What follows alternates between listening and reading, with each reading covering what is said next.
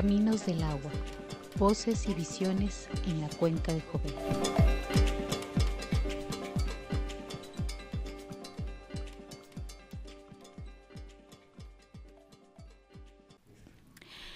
Hola, mi nombre es Carla Ivonne Moreno Constantino y les doy la bienvenida a una emisión más de Caminos del Agua, voces y visiones en la cuenca de Jovel. En cámara Ana Estefanía y en sonido Arturo Montoya. Hoy transmitimos desde el Colegio de la Frontera Sur, Ecosur, Unidad San Cristóbal de las Casas, en compañía de Jesús Carmona de la Torre, ingeniero bioquímico, técnico académico de Ecosur y responsable de vinculación de la Unidad San Cristóbal. Ha laborado en esta institución por más de 25 años y ha trabajado en temas de calidad de agua, riesgos microbiológicos asociados al consumo de agua, gestión de cuencas y problemática hídrica urbana en San Cristóbal de las Casas, y asimismo ha sido coordinador de los laboratorios institucionales de Ecosur.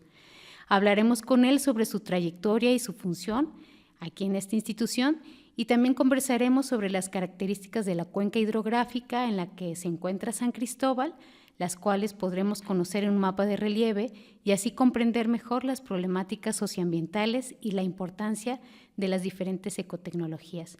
Muchas gracias, ingeniero Jesús, por aceptar esta invitación.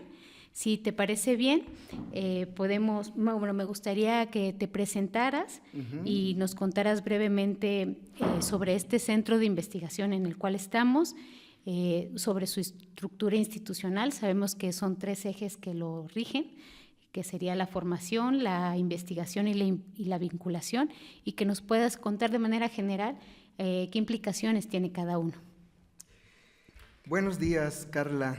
Buenos días al público que nos ve en esta entrevista. Pues muy agradecido por considerar la posibilidad de dialogar en el tema que es de mucho interés para muchas personas, pero en particular para mí me apasiona, ¿no? Entonces, bueno, me presento, yo soy Jesús Carmona de la Torre, soy técnico académico titular C, estoy próximo a cumplir en San Cristóbal 28 años de vivir acá, y en el colegio pues estoy cumpliendo 25.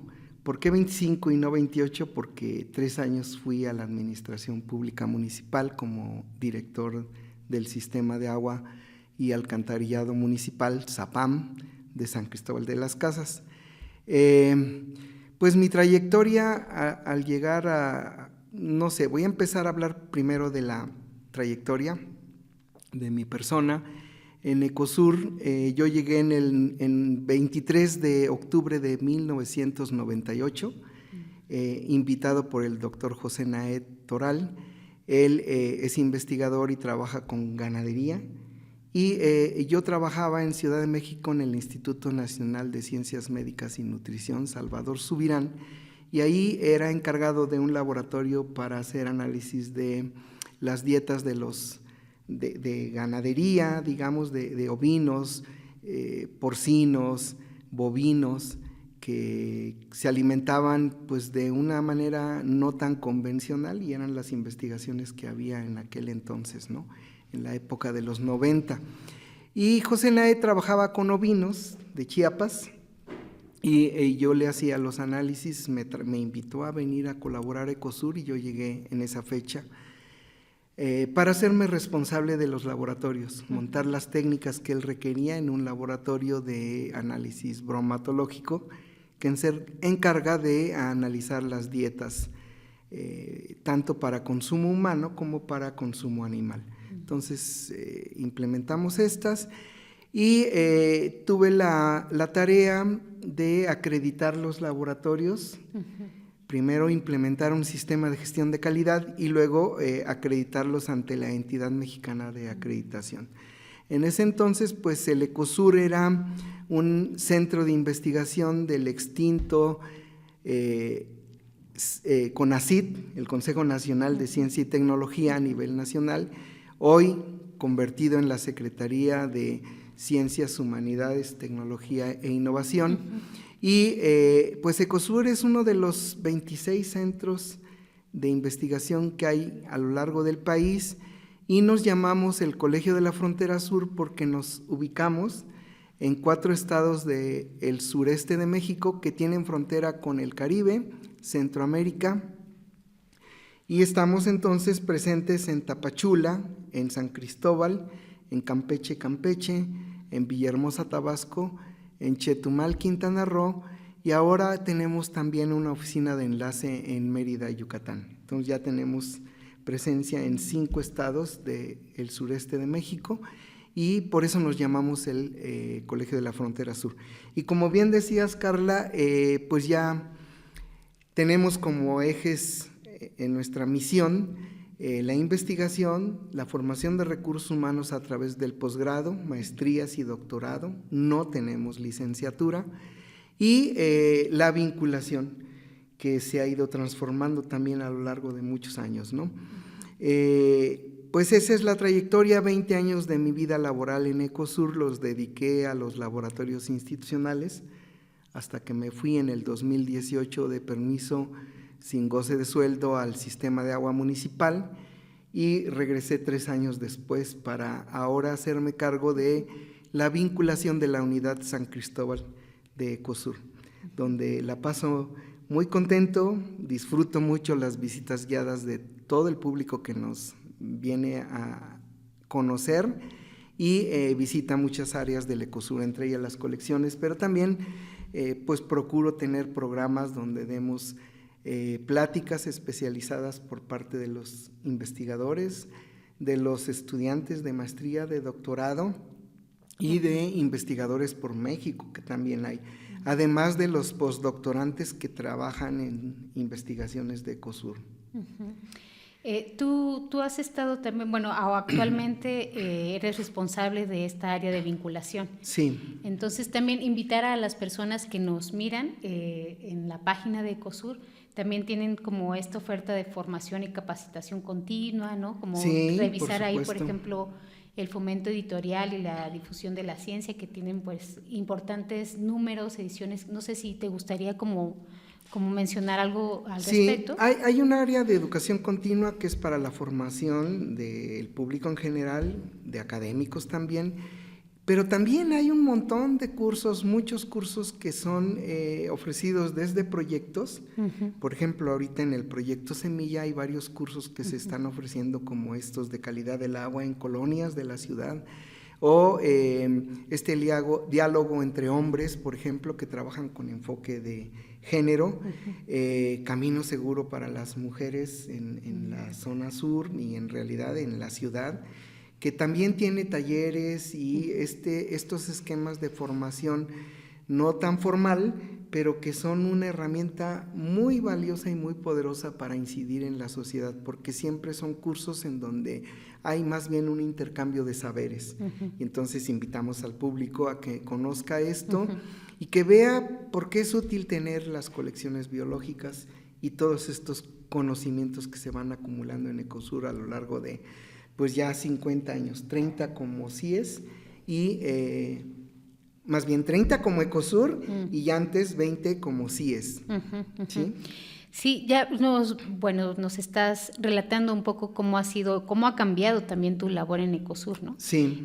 A lo largo de estos 25 años, me gustaría preguntarte cuáles han sido para ti o serían los principales aprendizajes, digamos, en esta trayectoria. Bueno, muchos de los aprendizajes, como mencioné, mi experiencia en laboratorios era para el análisis de alimentos.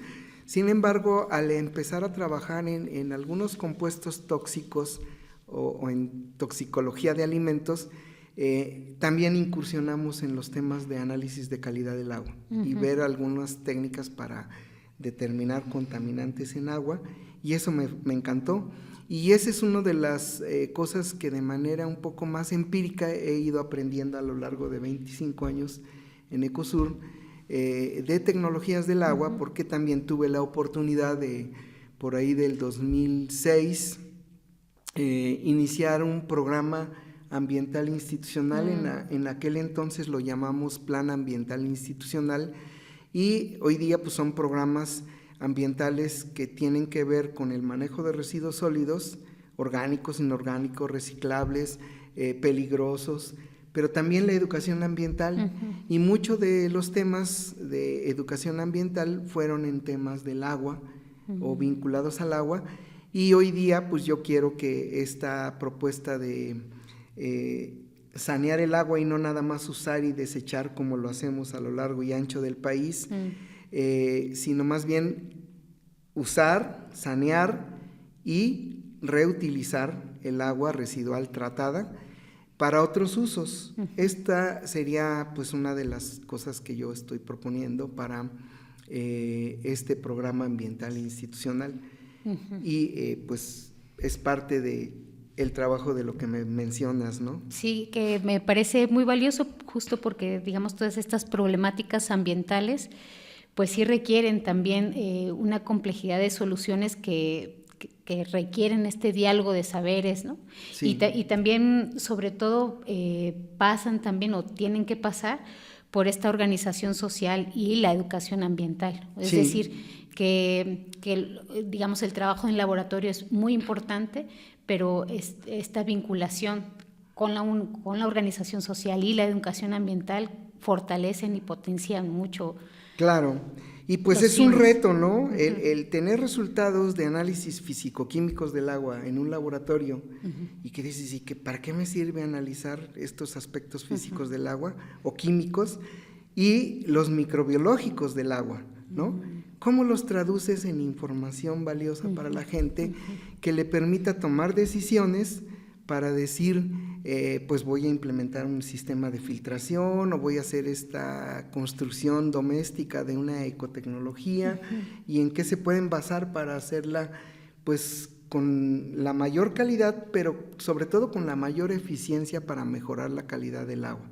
Claro. Creo que es una de las alternativas que hoy vemos hoy en día, porque esperar a que el gobierno tenga los recursos y actúe, pues va a pasar mucho tiempo. Entonces yo creo que esta información pudiera ser valiosa para detonar acciones a nivel individual y a nivel familiar, comunal, colectivo, en ciudades, en comunidades rurales y en organizaciones, ¿no?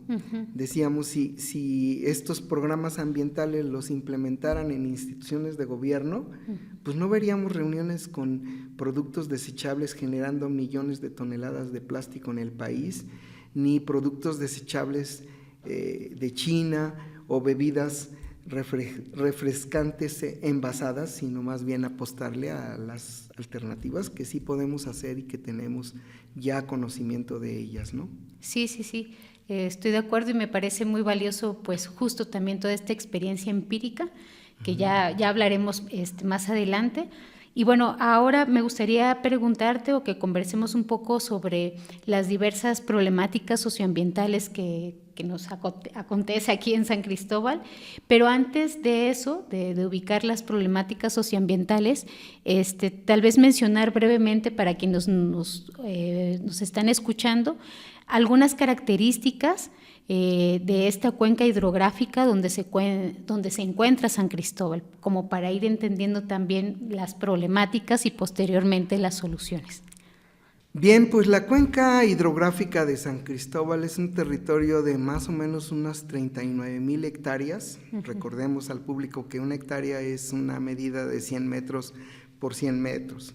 39,000 se ve un número muy grande, pero en realidad es una cuenca pequeña que aporta sus aguas al río Grijalva y pues está conformada en un territorio que hacen una concavidad, eso es una cuenca, un hoyo grande que forman las montañas que la rodean y que acumulan el agua de lluvia, el agua que escurre de manera natural de la parte alta a la parte baja. Y este territorio no es todo de San Cristóbal, es compartido con otros municipios. El territorio más amplio lo tiene San Cristóbal, pero también una parte importante, alrededor del 38%, 37%, yo no recuerdo bien la cifra, pertenece en ese territorio al municipio de San Juan Chamula. También está el municipio de Tenejapa, Huistán, Sinacantán, pero estos municipios no tienen comunidades o solo tienen 2 comunidades que yo recuerde en Tenejapa, por ejemplo, Estas dos comunidades están dentro de este territorio, digamos dentro de esta cazuela, hoyo, y que sus aguas fluirían hacia acá, hacia la parte media y luego hacia la parte baja de la cuenca. La parte baja sería la zona sur de la ciudad de San Cristóbal, donde están los sumideros.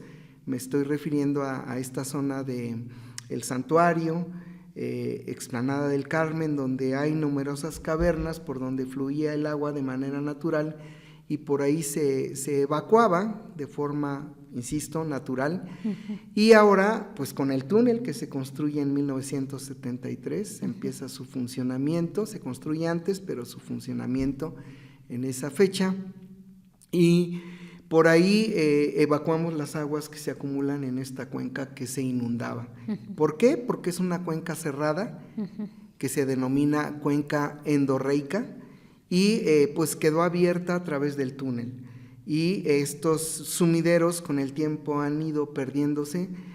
Hoy día hay una importante propuesta para recuperar algunos sumideros que todavía son viables para evacuar aguas de San Cristóbal, pero que los estamos asolvando.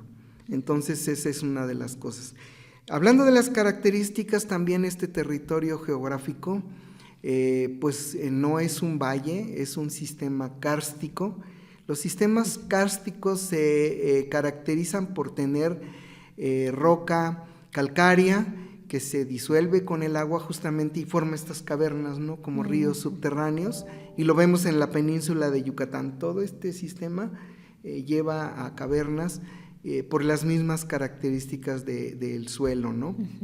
Y aquí en San Cristóbal tenemos este tipo de materiales y pues le llamamos cuenca hidrográfica porque ahí converge toda el agua de lluvia de las montañas que nos rodean.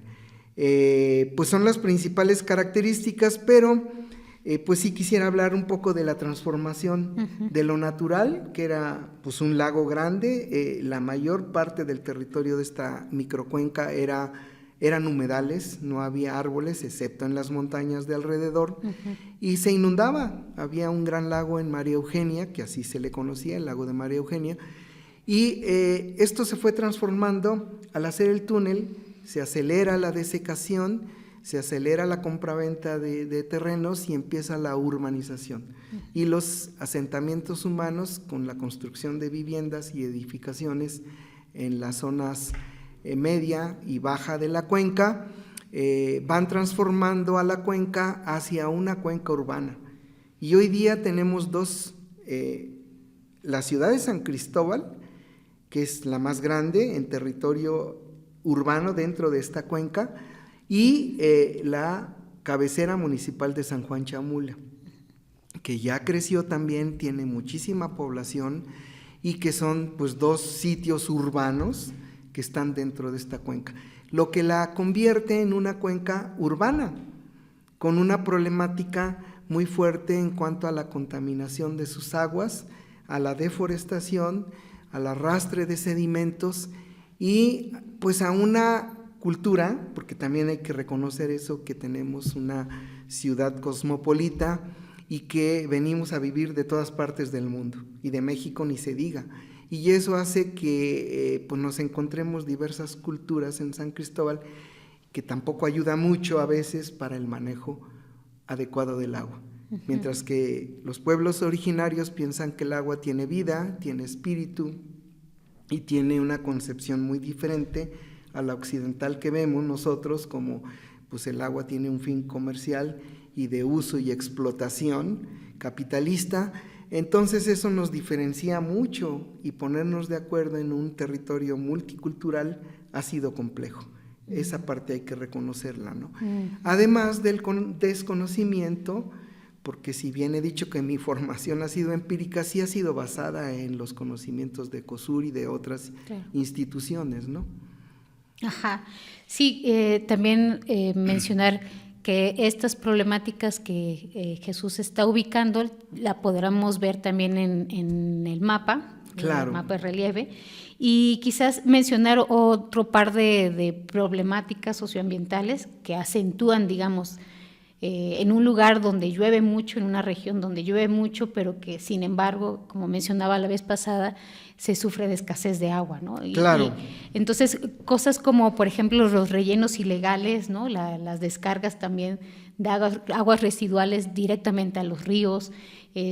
También podemos ver cómo las refresqueras, por no mencionar logos, están también absorbiendo de mantos acuíferos que llevan un montón de tiempo para poder, pues sí, como establecerse, o los bancos de arena y grava, que bueno, son muchísimos, y yo creo que también esta insuficiencia hidráulica del mismo sistema de agua y alcantarillado.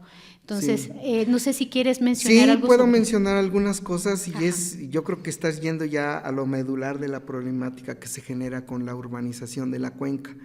Si bien hay lluvias extraordinarias registradas cada 50 años, cada 10 años hay lluvias que se incrementan, pues esta urbanización genera cantidades importantes de basura, de residuos sólidos, genera la demanda de materiales pétreos.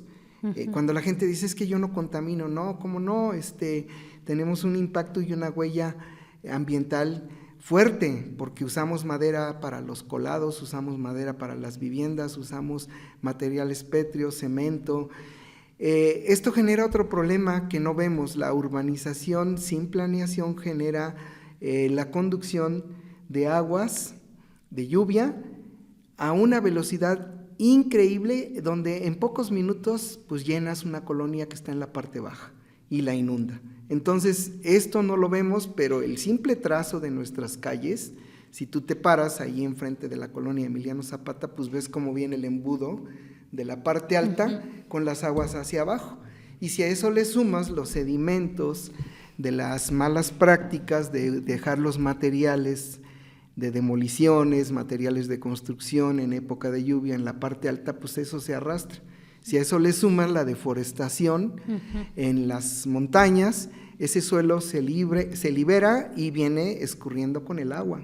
Entonces se deposita en las zonas bajas, asolvando sumideros, túnel que está en riesgo, y esa es otra problemática.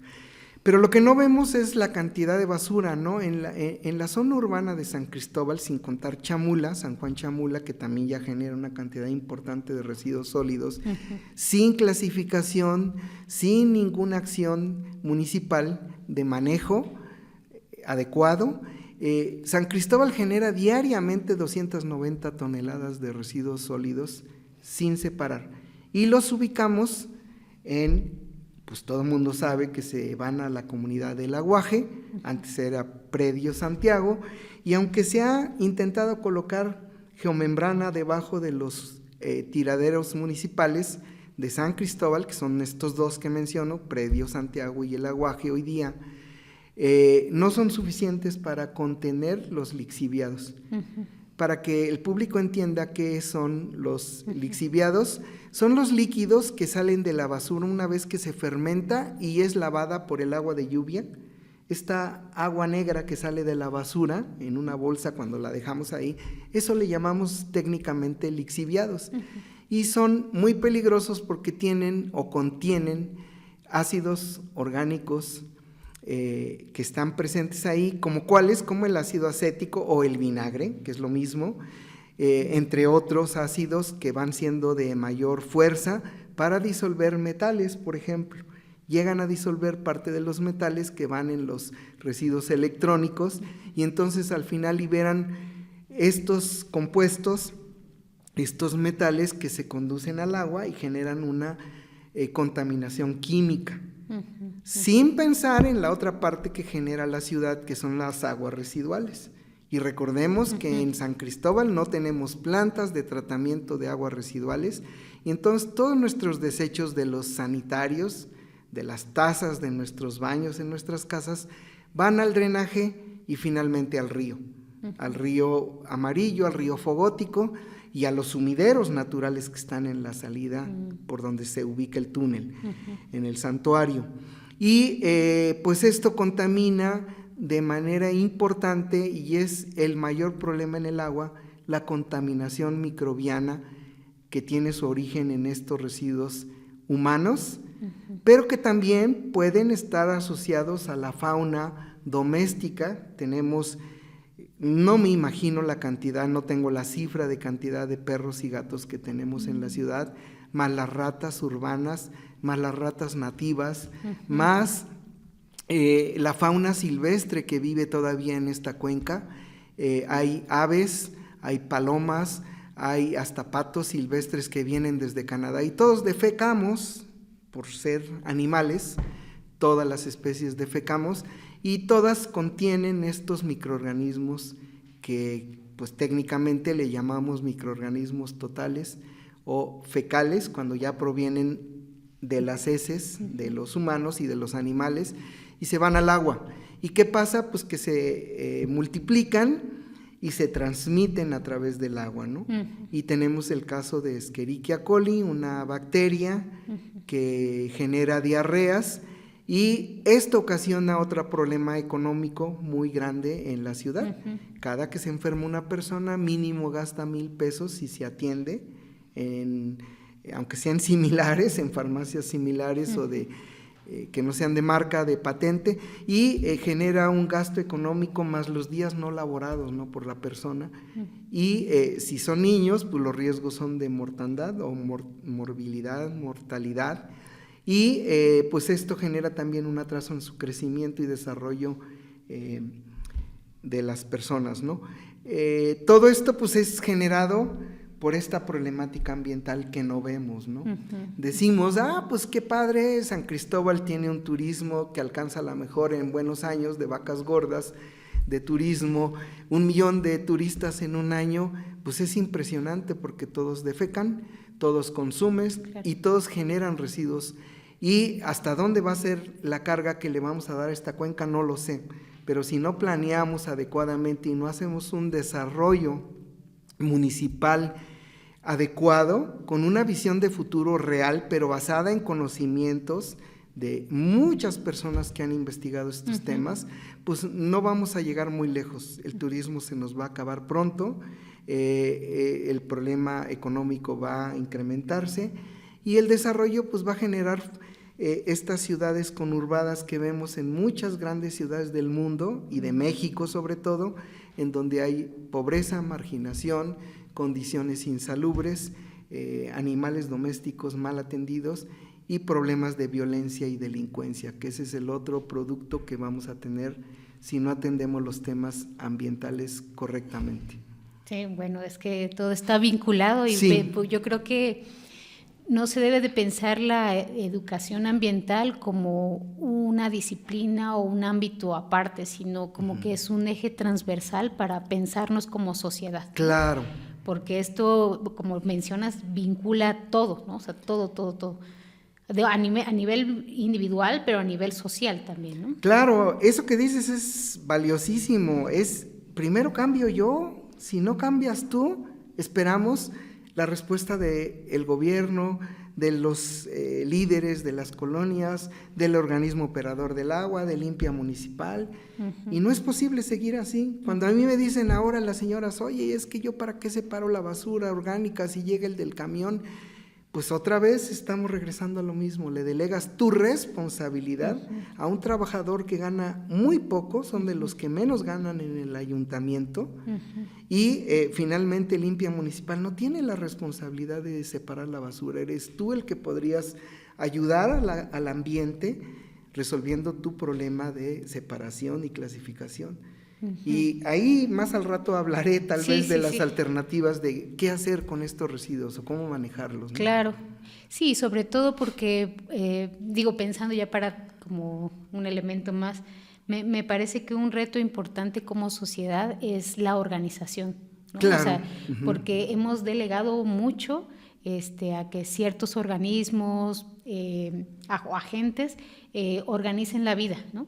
Y en realidad creo que el reto, lo hemos visto ahora con un cambio climático que está presente en muchos lugares, y que además genocidios en otros lugares, o sea, como que es muy importante poder organizarnos primero en la familia, o sea, en lo más inmediato y posteriormente como ir ampliando también nuestros entornos de organización, barriales, ¿no? Que creo que... Es correcto. Esa es la ruta, Carla. Sí. Bueno, ya lo has mencionado, pero creo que también es importante preguntarlo.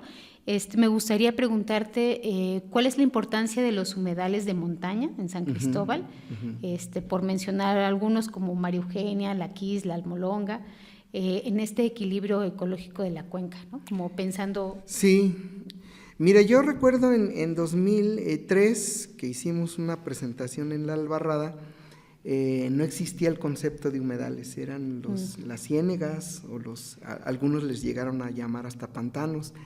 Y bueno, ahí surge el concepto de humedales y una de las funciones principales es la regulación de agua. Cuando llueve, acumulan agua porque tienen abajo una capa de arcilla en esta cuenca, hablando de sus características, y esta arcilla no es tan permeable. El agua pasa muy lentamente hacia abajo a través de la arcilla y además se expande cuando hay lluvia y se contrae cuando es estiaje. Estas características de los humedales pues ayudaban a controlar zonas inundables y zonas no inundables, pero además regulan bastante el clima y son verdaderas áreas para la absorción de carbono atmosférico que está como dióxido de carbono en la atmósfera.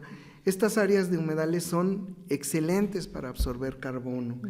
Además, que otra de las funciones, pues generan mucha vida en estos ecosistemas, hay mucha vida, hay peces, hay aves, hay anfibios, hay reptiles, hay mamíferos que están en estas áreas, ¿no? Y entre otras cosas que se han estudiado en estos centros de investigación y universidades, están las plantas, hay una diversidad de plantas que son hidrófilas o que se dan y se crecen en condiciones con mucha agua, como la cola de caballo, los tulares, entre otras muchas plantas, ¿no? Y muchas de ellas también tenían o tienen usos medicinales. Ese es otro de los pequeños servicios, ¿no? Pero sobre todo, viéndolo como un ecosistema, su principal función es de regulación de clima e inundaciones más bien, ¿no? Controlan las inundaciones.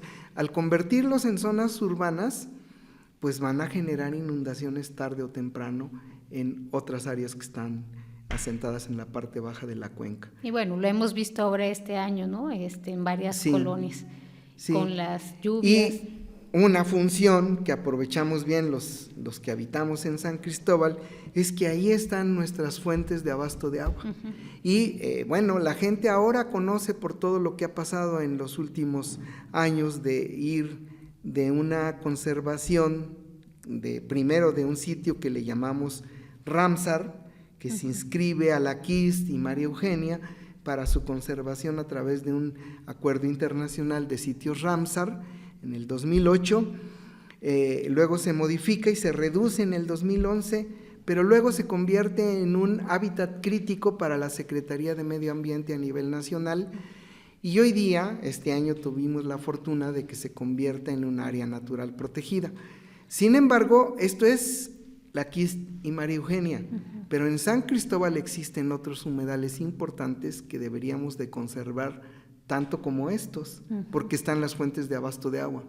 Voy a mencionar algunos, por ejemplo, en el humedal de Ojo de Agua, que además es bello, está muy cerca. La Hormiga es otro humedal importante a cargo del sistema operador municipal y es un humedal. ¿Se transformaron después en bosque? Sí, por la acción de los habitantes, pero originalmente eran humedales y muy importantes porque ahí están las fuentes de agua. El otro molino en la zona norte, no es Molino La Alborada, el otro molino que está por allá arriba. Hay otro humedal importante en esa zona ya hacia La Garita, en esta zona. Peje de Oro es otro humedal, bueno, de por sí ahí pasa el río, pero generaba un humedal por el molino Utrilla, ahora sí recordé el nombre.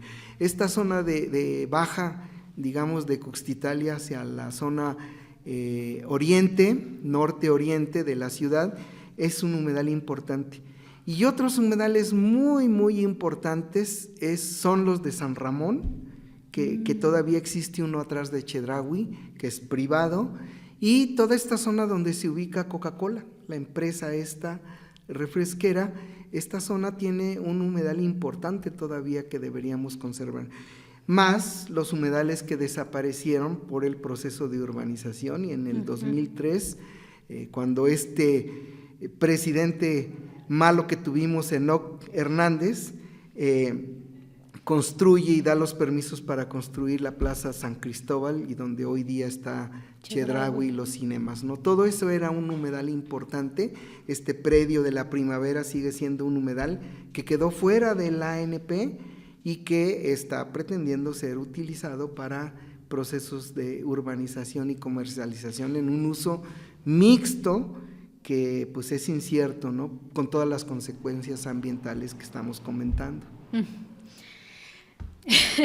Lo bueno es que vamos a terminar con soluciones. Bueno, pero antes de eso, comentarte que yo he visto varios anuncios vinculado a los humedales, ¿no? Varios anuncios de servicios de apertura de pozos profundos, o sea, así indiscriminadamente. Y bueno, también sé de muchas personas que no cuentan con el servicio de agua potable, o sea, y entonces tienen que comprar pipas, pero desconocen también de dónde proviene esa agua.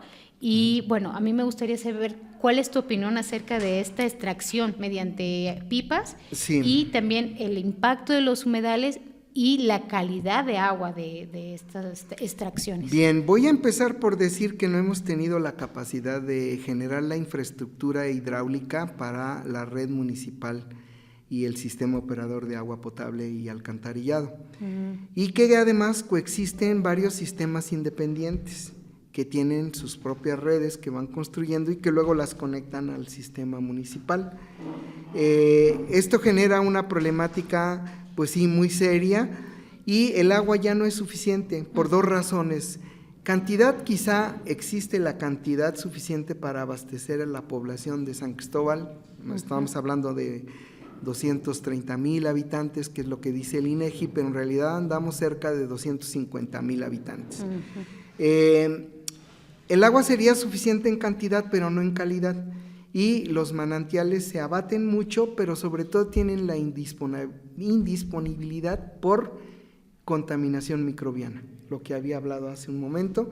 Esto genera pues que se tenga la necesidad de desinfectar el agua. Al tener esta falta de infraestructura y además sectorizada en diferentes fuentes, y cada fuente tiene un sector de la ciudad que suministra el agua, a la cual más bien suministra el agua, pues tenemos la problemática de que a algunos les sobra agua y a otros les va a faltar en temporada de estiaje. Y cuando viene el estiaje fuerte, como este año que pasó, fue muy fuerte, el agua no fue suficiente, entonces surge la necesidad de perforar pozos profundos, porque el acuífero que tenemos allá abajo es vasto y grandísimo. Según la Comisión Nacional del Agua, empieza aquí en San Cristóbal y termina hasta allá por Comitán. Son acuíferos, aguas subterráneas disponibles para su uso, y por eso explica la presencia de la refresquera. Pero no la hemos utilizado, y este proceso de tener pozos profundos empieza por ahí del 2002, pero incrementa considerablemente en el 2018, cuando se viene COVID, y fue un factor determinante que nos ayuda a tomar decisiones para decir, pues tenemos que perforar pozos y suministrar el agua, que no sabíamos cuánto iba a durar la pandemia y qué consecuencias iba a haber, pero el agua era fundamental, y empezamos con la perforación de pozos. Hoy día, pues yo creo que tenemos construidos en los últimos 6 años más de 15 pozos profundos para el abasto de agua, con un proceso muy lento de regularización ante la Comisión Nacional del Agua, porque todos se construyeron sin respetar las reglas para la perforación de estos en la ciudad. Y fueron pues ubicados de alguna manera en diferentes puntos de la ciudad para el suministro de agua. Y tampoco ha tenido el sistema operador la capacidad operativa y disponer de los recursos económicos necesarios para operar todos estos pozos. Con trabajos mantiene la operación de las fuentes de abasto de agua que tiene actualmente, que son 11, y bueno, difícilmente se va a poder hacer de la operación de los pozos profundos que requieren un gran recurso para su desinfección del agua, de entrada para los análisis que deberían contar para determinar la calidad del agua, ¿no? Y empezamos a hablar entonces en el tema de calidad del agua. Y eso pues genera un problema para la ciudad. Habrá agua, pero pues no hay los sistemas de potabilización que se requieren para suministrar agua potable a través de la llave y asegurarle a la gente que abrir la llave y tomar el agua es seguro. Eso nos faltarían muchos años de inversión. Y bueno, pues lo que sí podemos es hacer una crítica constructiva y preguntar por qué para otras cosas sí hay dinero, para un festival, para la Feria de la Paz de San Cristóbal, para poner adornos en la ciudad, pero no hay para comprar una bomba de repuesto para cuando se descomponga la bomba que está en uso. Y bueno, esperamos así que venga algo distinto para la conmemoración de los 500 años de San Cristóbal. ¿Qué hemos hecho? Ojalá y no digamos hemos acabado con este valle o esta cuenca hidrográfica de San Cristóbal, ¿no? Ojalá y podamos planear y pensar distinto para hacer acciones que nos lleven a una conmemoración y un futuro cierto y seguro de todos estos aspectos que estamos hablando. Sí, claro, muchas veces se piensa, pues estas acciones, ¿no? Desde lo administrativo, político, de manera más inmediata, pero creo que es importante pensar de manera transgeneracional, es decir, las generaciones que están por venir, qué cosas estamos dejando también, y no solamente para seres humanos como especie, sino también contemplando que la vida de los árboles y otras especies son igual de fundamentales. Pues un desarrollo sustentable, ¿no? Donde estemos todos y quepan hasta los microbios, las aves, los reptiles, los anfibios y las especies que estamos perdiendo hoy día, ¿no? Como el popoyote, las especies de ratas y de murciélagos que se empiezan a escasear y a perder. Entre otros, las víboras de agua, que todo el mundo ve una víbora en San Cristóbal y la mata. Entiendo nuestras fobias, pero pues son seres que tienen derecho a vivir y a coexistir en un territorio como la cuenca de San Cristóbal. Eso es importantísimo. Claro.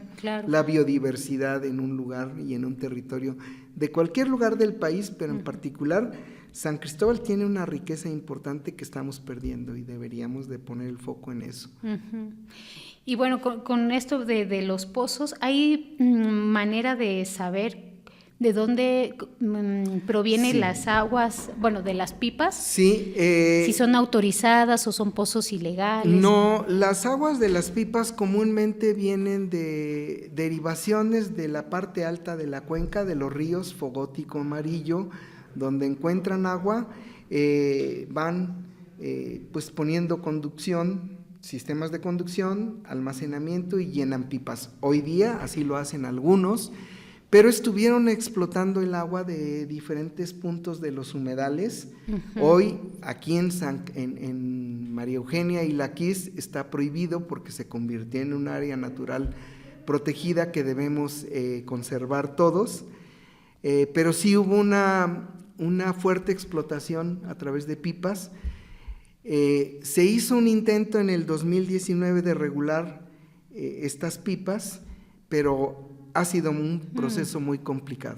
Claro. Entran las organizaciones sociales, no solo de la ciudad, se interrelacionan con organizaciones de otras ciudades y hay grupos muy fuertes, muy poderosos políticamente, pues que han ido apropiándose de fuentes de abasto de agua. Hasta donde yo sé, en San Cristóbal no hay ninguna fuente autorizada para pipas.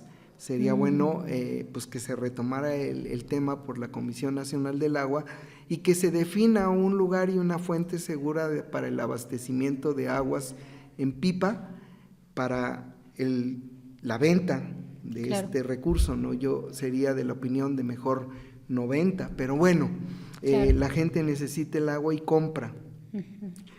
Deberíamos de pensar y planear más en cómo resolver el problema en lugar de seguir generando negocios como el de la refresquera, que pues es el que tiene el recurso, compra agua envasada y se gasta un buen recurso al año en agua envasada para que sea segura, ¿no? Deberíamos de trabajar más en este sistema operador y en los sistemas independientes que no están exentos de la supervisión y verificación de la contaminación que pueda tener su agua, ¿no? Claro. Vamos a hacer una pausa. Sí. Y ahorita regresamos. Muy bien.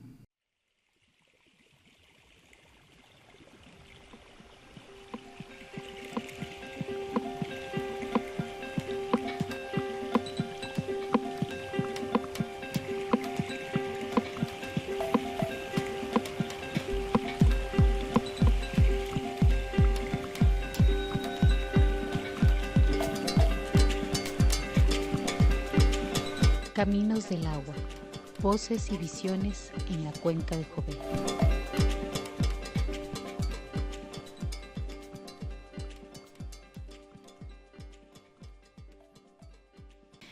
Muy bien, pues volvemos con estos temas sobre el agua y me gustaría ya entrar en el tema de calidad de agua y, bueno, de uso doméstico y enfermedades. Sabemos por experiencia que el agua que llega a los hogares no es apto para consumo humano, es decir, no es agua potable. No. Sobre todo se sabe que en estas áreas administradas por SAPAM, de hecho en 2024 hubo un repunte de hepatitis A y bueno, últimamente salió un estudio de Cántaro Azul y Pronatura, ¿no? Como que también veían ahí contaminantes del agua, una que no estaba lo suficientemente clorada y otra como esta bacteria del E. coli. Entonces, en ese sentido me gustaría, y desde tu experiencia, preguntarte cuáles son los principales contaminantes del agua en San Cristóbal de las Casas y qué riesgo representa para la salud de las personas y para los ecosistemas. Bien, definitivamente los contaminantes principales en San Cristóbal son microbiológicos. Contaminación que proviene de heces humanas y animales que están en el ambiente, ¿no? En nuestros ríos, en nuestros drenajes, y al no tener plantas de tratamiento se contaminan las aguas de las fuentes de abasto. Pues entre ellos E. coli, que bien causa diarreas. Comúnmente estos organismos, quiero aclarar, los tenemos en el organismo. El problema es cuando tienes una dosis a través del agua excesiva que trae una carga grande de estos microorganismos que no vemos a simple vista, solo a través de un microscopio, y los consumes y te generan un desequilibrio en tu flora gastrointestinal y te ocasionan las enfermedades diarreicas. Y hay otras pues que son más persistentes, como Salmonella typhi, que te va a provocar una tifoidea y que también es a través del agua o de los alimentos que se regaron con agua que está contaminada con estos microorganismos. Entonces esa es la principal contaminación. ¿Qué es lo recomendable? Pues la desinfección. ¿Cómo puede ser la desinfección? Pues a través de una solución con cloro. Puede haber diferentes maneras, el hipoclorito de calcio, hipoclorito de sodio o gas cloro, pero también hay procesos físicos como una lámpara ultravioleta, una ultrafiltración, ¿no? Son procesos físicos, no químicos, pero son muy costosos. Lo convencional en todo el país es la desinfección con cloro. El sistema operador pues suministra cloro en hipoclorito de calcio, se disuelve y con esto se desinfecta, pero se tiene que calcular la concentración de tal manera que no rebase los límites y que el cloro residual que queda sea suficiente para aniquilar las bacterias, estos microorganismos que estamos comentando. Y los que yo sepa, los sistemas operadores independientes, me refiero a Alcanfores, Huitepec, Custitali, La Garita, que manejan sus propias aguas, no desinfectan. Algunos tienen buena calidad, pero tienen alto riesgo de contaminación microbiana también. Entonces, ellos también deberían de desinfectar el agua, porque no es solo el sistema operador municipal, sino todos los usuarios del agua, las pipas mismas, deben clorar el agua que venden, que comercializan, ¿no? Y pues ya dije, son diferentes procesos, pero esa es la principal contaminación. Ahora, viendo la situación de Cuenca otra vez, de todo el territorio, pues mencionaba yo que el tiradero está en el aguaje, y todos sus, por la ubicación geográfica, todo lo que llueva y que genere de lixiviados va a escurrir hacia la parte baja. Y el primer impacto lo tenemos en la zona del manantial de Navajuelos, luego los manantiales que está este manantial enfrente de Ceramat, hay otro manantial, y luego viene San Juan de los Lagos y Cascajal, y luego hacia La Quis y María Eugenia, ¿no? Que vienen otras fuentes de abasto de agua.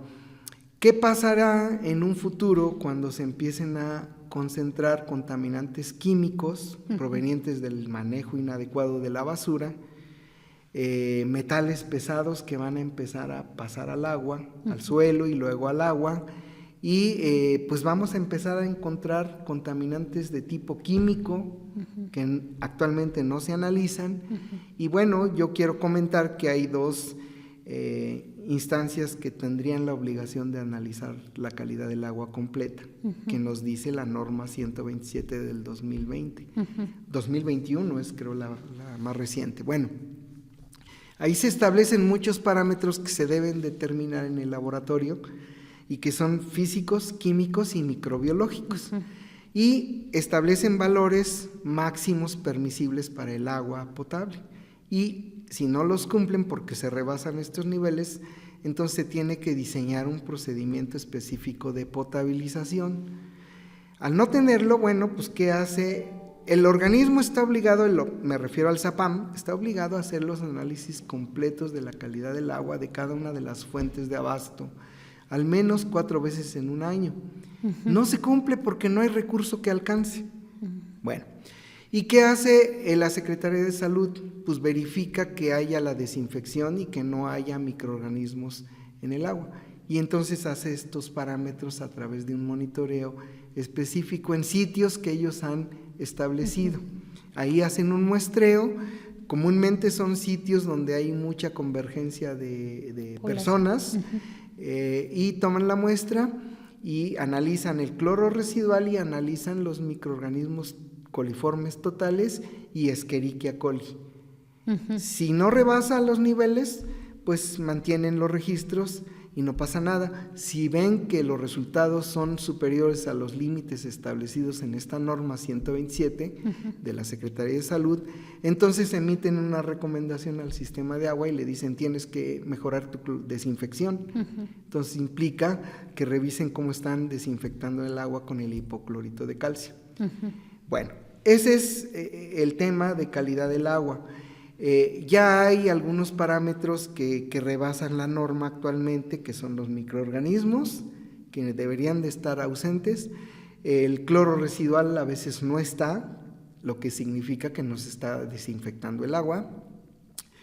En otras ocasiones se rebasan los límites máximos permitidos para el cloro residual, hay un exceso de cloración en el agua. Y hay otros parámetros que también se rebasan comúnmente, que es la dureza del agua. El agua de San Cristóbal, por el tipo de suelo, de características de la cuenca, que ya lo mencionamos, tiene mucho calcio o magnesio, y entonces genera aguas duras, que le llamamos aguas duras, y eso se pueden eliminar. ¿Qué es este material? Pues es lo que vemos como costra de sales que quedan en una olla cuando hervimos el agua, ¿no? Estos materiales con calcio quedan una costra blanca que se va acumulando en un recipiente cuando se calienta con agua. Este es el calcio, y es de riesgo porque finalmente, si la persona es sensible, puede generarle problemas de cálculos renales. Pero eso depende de muchos factores, no estoy diciendo que sea exclusivo del agua. Claro. Depende del sexo, de la edad, de los hábitos alimenticios, entre otras cosas, ¿no? Pero sí es una cuestión que se debe analizar en el agua y que siempre está presente en valores más o menos altos.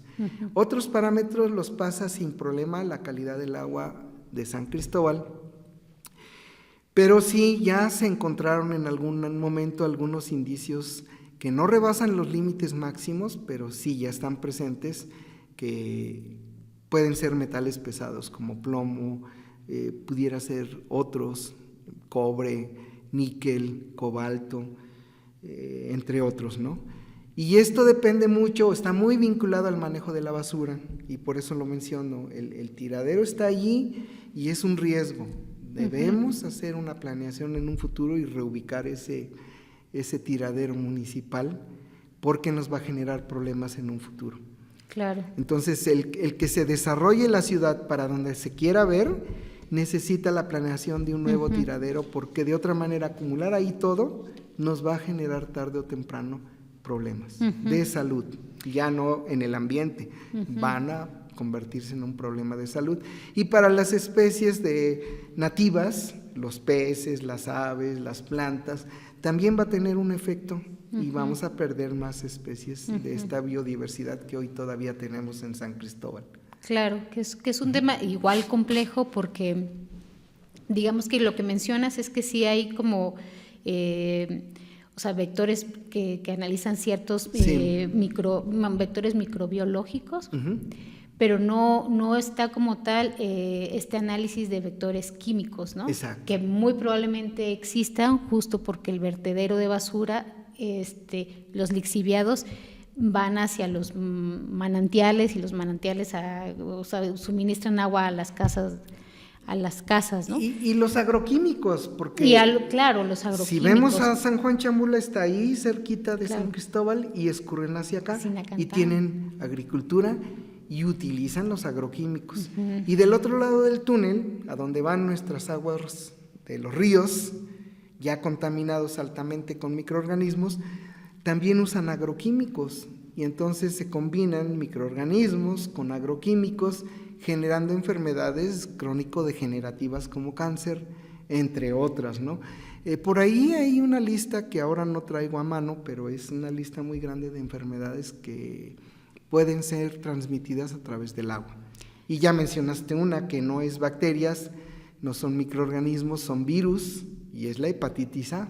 Y fue el vector agua, o a través del agua más bien el vector, que fue el virus, se contagió y hubo un problema de salud con hepatitis A, fuerte, que se detectó el año pasado, ¿no? Sí. Y bueno, también otro de los elementos que ubicas es que esta red hidráulica, que aunque, por ejemplo, el sistema de alcantarillado pudiera clorar el agua, el suministro es tan largo, el trayecto, que probablemente no llegaría hasta donde termine, ¿no? Sí, pues imagínense una red por ejemplo, de la KISS, que está allá enfrente del Chedraui, por enfrente del Teatro de la Ciudad, y la red termina hasta acá por el OSEM, en el Periférico Sur. La red primaria es muy larga, pero luego vienen las redes secundarias para todas las calles, redes terciarias, cuaternarias, y entonces eso, clorar toda el agua es complicado. Y se complica porque además un día dejamos sin agua el tubo, por esto del tandeo, entonces un día le toca y otro día se queda vacío, y esto provoca que se acumulen microorganismos en las paredes internas del tubo. Entonces cuando liberas el agua y vuelves a suministrar, pues ahí va la bomba de microorganismos, y si no está clorado suficientemente o no tuvieron el contacto suficiente con el cloro, pues no hubo un proceso de desinfección adecuado. Claro. Entonces genera el riesgo, ¿no? Bueno, pues vamos a pasar a la última pregunta, para luego ir a conocer este mapa de relieve y ver como la cuenca hidrográfica, y ya que nos platiques sobre las tecnologías. Sí. Y esta última pregunta tiene que ver más, ¿qué acciones consideras que son buenas prácticas domésticas, o sea, en lo individual, en lo familiar, que de alguna manera puedan fortalecer también esta calidad de infraestructura hidráulica o hídrica, y también como de vigilancia comunitaria, ¿no? Para garantizar la calidad de agua que consumimos. Bien, pues yo creo que la primera cosa es el manejo de nuestros residuos.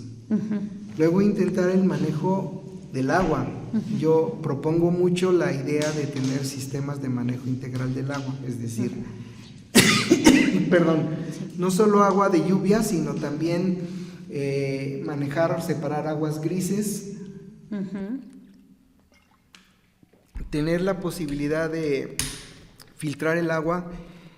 Una práctica con la que se puede iniciar a nivel doméstico es el aseo de nuestros recipientes, lavar tinacos, cisternas, recipientes donde almacenamos agua. Esto es una cosa que deberíamos hasta de calendarizar y decir, pues toca lavarla, ¿no? Normalmente las enfermedades gastrointestinales se acentúan cuando inician las lluvias y cuando empiezan el estiaje, que es cuando más se concentran los contaminantes en el agua. Entonces un programa de limpieza doméstica de nuestros recipientes ayuda mucho. Complementar la desinfección del agua a nivel doméstico también ayuda mucho con cloro, y bueno, pues ahí podríamos apoyar en decirle a la gente cómo puede clorar el agua en su domicilio. Perfecto. La instalación de filtros de un paso, doble paso en nuestros recipientes en las azoteas es muy conveniente, muy necesario, porque ahí se retienen, y cambiar los filtros, porque muchas veces se pone el filtro y jamás se vuelve a cambiar. Entonces son prácticas buenas que deben de ser una rutina, ¿no? Cada determinado tiempo. Y ya lo mencioné, la desinfección, es importante hacer estas prácticas, y pues quien tiene espacio y recursos, pues separar las aguas y reutilizar aquellas que pueda reutilizar. Sería muy bueno. Al no tener plantas de tratamiento, pues hay propuestas así tan buenas como que, pues tú trata tus aguas residuales de tu domicilio. En una casa de interés social o ya construida es muy difícil porque no hay espacio, pero cuando tienes el espacio suficiente podrías tratar tus aguas grises, tratar tus aguas residuales, y hay formas muy prácticas, convenientes, de pequeños sistemas que trabajan por gravedad y que te dejan un agua de una calidad tan buena que no generas un problema ambiental, ¿no? Entonces tú mismo resuelves. Esa es una apuesta, es una alternativa, ¿no? A nivel familiar. Colectivo, pues pudiera ser empezar en las escuelas con poner estos sistemas de tratamiento de aguas residuales. Las universidades deberíamos de ser un ejemplo. Ecosur tiene, afortunadamente, porque lo hemos trabajado, pero ¿cuántas universidades hay que ni siquiera tienen un programa ambiental para el manejo de sus residuos, y menos una educación ambiental para sus alumnos, cuando debería de haber procesos de inducción fijos, permanentes, generación tras generación, ¿no? Y las escuelas en donde estamos formando a los niños de primaria, de preescolar hasta secundaria y luego bachillerato, bueno, pues debería de haber toda esta enseñanza y toda esta cultura de manejo del agua y de residuos, ¿no? Y no hay, porque para los maestros significa una carga de trabajo adicional, y pues reclaman a lo mejor un incremento salarial, y no es posible seguir viviendo así, porque ahí están nuestros hijos. Claro. Y es el futuro. Claro, sí, el bienestar, claro, de todos, sí. Todas. Y bueno, te agradezco mucho, Jesús, por tomarte y darte Carla, la disposición a esta entrevista. Nos gustaría pasar en un siguiente video, para quienes nos estén escuchando, pues mostrar este mapa de relieve que tú le llamas, bueno, la maqueta, ¿no? Que fue elaborado por el Laboratorio de Análisis de Información Geográfica y Estadística, en el cual podemos ver en relieve y entender de manera mucho más plástica las características de la cuenca hidrográfica de donde nos ubicamos en San Cristóbal, y entender estas cosas que hemos venido platicando sobre, bueno, esos otros municipios que también conforman la cuenca, y cómo estos otros municipios también deberían de estar en diálogo para estas propuestas en relación al agua, o sea, como una comunidad grande. También ubicar el basurero, por qué el basurero donde está ubicado no es ideal, ¿no? Por qué está contaminando. Y bueno, aspectos de este estilo lo veremos en este siguiente video. Muy bien, pues nos trasladamos al Departamento de Estudios y Observación de la Tierra, la Atmósfera y el Océano, donde está este laboratorio de análisis de información geográfica que hizo la maqueta. Es muy interesante. Vamos para allá. Muy bien, gracias.